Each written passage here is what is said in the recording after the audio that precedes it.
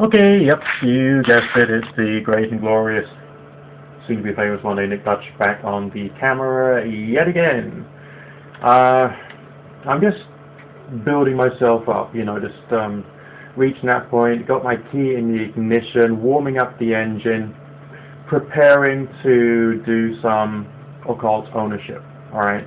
Now, when I say that, I don't really mean anyone any harm, but there are certain perspectives, certain points of view, and certain attitudes which are expressed by people who have some kind of participation either in alternative religions or the occult or magic or divination or the New Age or spiritual healing, which has the effect of discrediting every single person who gets involved with the New Age, the occult, the paranormal, and all the rest of that.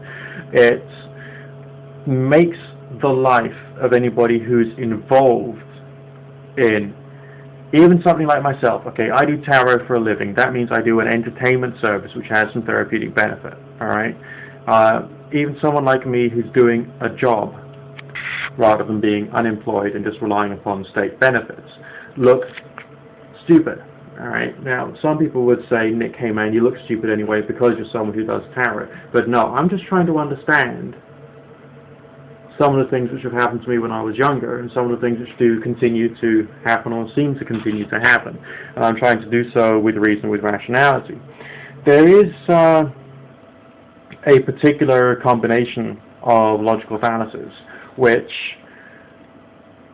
are used extensively by people who are a member of the New Age world or New Age communities or occult communities or pagan communities, etc. and so forth.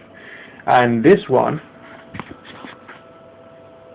is called begging the question. So, I'm sorry I'm doing this via my little camera, but I've had some problems with my computer. I've had to downgrade to a computer that's basically a little more pathetic than my main computer because it's gone like bang horribly. Alright, but let's just have a look at what begging the question actually means.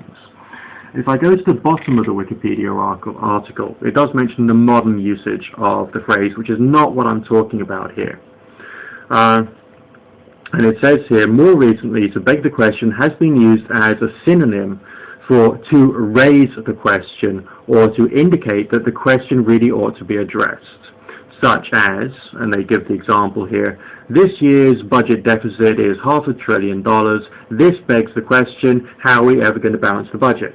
Now, the Wikipedia article shows that this is a misinterpretation of what begging the question means, because this logical fallacy and the understanding of this logical fallacy goes back to Aristotle. It says around about 350 BC or BCE. And the main body, so to speak, of what this particular logical fallacy is about is premises, being, conclusions which have been arrived at or drawn without sufficient evidence. Alright?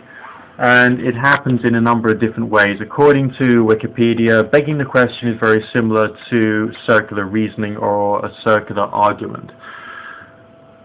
Okay, here we go. Begging or assuming the point at issue consists, to take the expression in its widest sense, in failing to demonstrate the required proposition.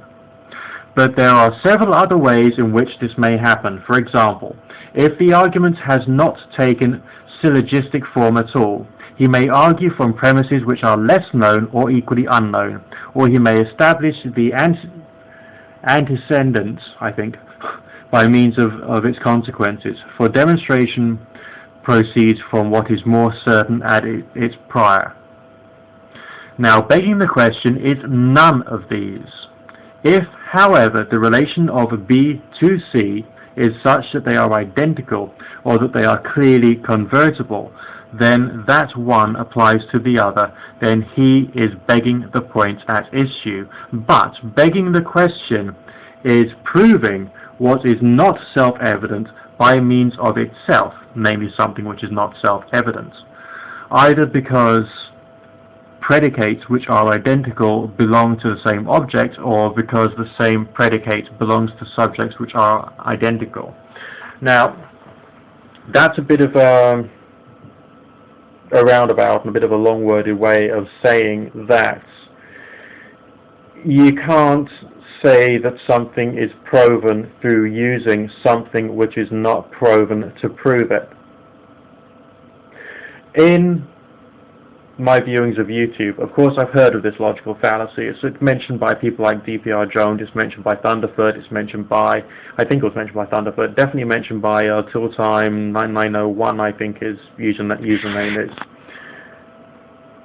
And it is referring to varieties of circular reasoning. On one of the YouTube channels, which is supposed to be run by a school in inverted commas of magic, there's the excessive abuse of this particular logical fallacy. There's the concept of putting energy out into the universe as a result of ritualistic activity, so that this energy can then do something. So obviously there's some presumptions there that firstly this energy exists, it's real, which is not proven at all by the people who are on this channel.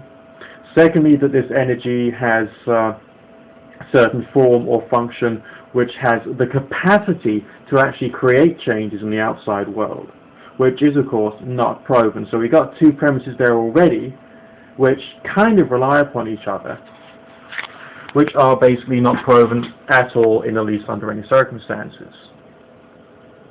And also that particular channel speaks in terms of the giving of information. The phrase, as we have already learned, we're putting energy out into the universe, and so on and so forth. So not only are they begging the question, as is mentioned by Aristotle 350 BC, etc., but also they're taking a logical fallacy and presenting it as if it's information, which has some danger associated with it. It's very, very, very common in the religious world, in the New Age world, in the pagan world, in the occult world, alright? And it has to be stopped. The reason that this has to be stopped is that it's making the people who are using these logical fallacies appear like complete and utter losers in every possible way. It's making anyone who becomes associated with the New Age world, theosophy, theology, religion, the occult, also appear like complete and utter losers. And it's also taking the arguments that these New Agers and religious people are promoting, and it's discrediting them at the outset. So it's acting almost like an ad hominem against the people who are trying to prove the occult using logical fallacies. Alright, now, as I say, I'm gearing up to do this piece of ownership. It's going to require a bit of work on my side of things. I think you'll find it amusing.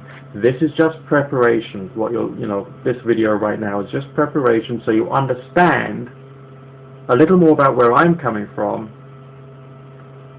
and a little more about one of the reasons that I, as someone involved in the New Age world, can still have issues with the New Age world, okay? Nick Dutch signing out for now. Good fortune, God and or Goddess and or none of the above. Bless. And hey, some black guy got the Nobel Prize. Speak to you soon. Bye for now.